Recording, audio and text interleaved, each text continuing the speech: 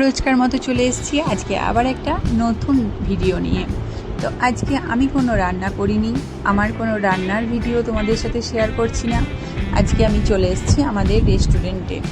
আমাদের রেস্টুরেন্টের একটা রেসিপি তোমাদের সাথে শেয়ার করছি। তোমরা যদি এরকম ভিডিও দেখতে চাও আমাকে বলবে, আমি যখনই আমাদের রেস্টুরেন্টে আসবো তোমাদেরকে তখনই একটা করে ভিডিও করে শেয়ার করব।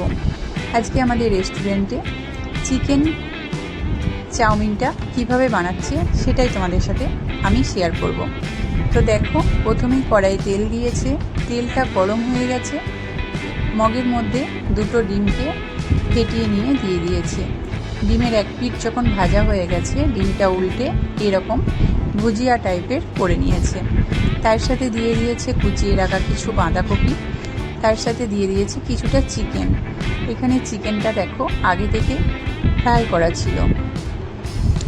তো চিকেন, ডিম, বাঁধাকপি এগুলোকে জাস্ট 2 থেকে 3 মিনিট মতো নাড়াচাড়া করে ভেজে নিয়েছে। ভেজে নেওয়া যখন হয়ে গেছে তখন এটার মধ্যে চাউমিন অ্যাড করে দিয়েছে। আর এখানে চাউমিনটা আগে থেকেই সেদ্ধ করে জল ঝরিয়ে রাখা ছিল। চাউমিনটা দেওয়ার পরে দেখো এইভাবে একটুখানি খুন্তির সাহায্যে কাটা কাটা করে নিয়ে ভালোভাবে ফ্রাই করে নিচ্ছে। কড়াইটা ছিল লোহার, তো সুন্দর করে 4-5টায় নাড়াচাড়া করে চাউমিনটাকে একদম ডিপ ফ্রাই করে নিচ্ছে। মশলাটা আগে অ্যাড করেনি, পুরো চাউমিনটা ফ্রাই করার পরেই মশলা অ্যাড করেছে। তো দেখো চাউমিনটা এখানে পুরো ফ্রাই হয়ে গেছে। চলো এবার দেখে নেব রেস্টুরেন্টে চাউমিনে কি কি মশলা অ্যাড করে। এখানে দেখো কোনো সিক্রেট মশলা অ্যাড করেনি, এখানে নর্মাল মশলা দিয়েই চাউমিনটা বেড়েছে। তো সবার প্রথমে এখানে দিয়েছে বিট নুন, তার সাথে কিছুটা কাঁচা নুন, তার সাথে দিয়েছে একটুখানি জিরে গুঁড়ো আর গরম মশলার গুঁড়ো, তার সাথে দিয়েছে দেখো একটু লঙ্কার গুঁড়ো। এই কটা মশলাই এখানে অ্যাড করেছি, আর কিছু মশলা অ্যাড করেনি। এবার ভালোভাবে মিশিয়ে নিচ্ছে, কিছুক্ষণ ধরে নাড়াচাড়া করে ভেজে নিলেই চাউমিনে রেডি।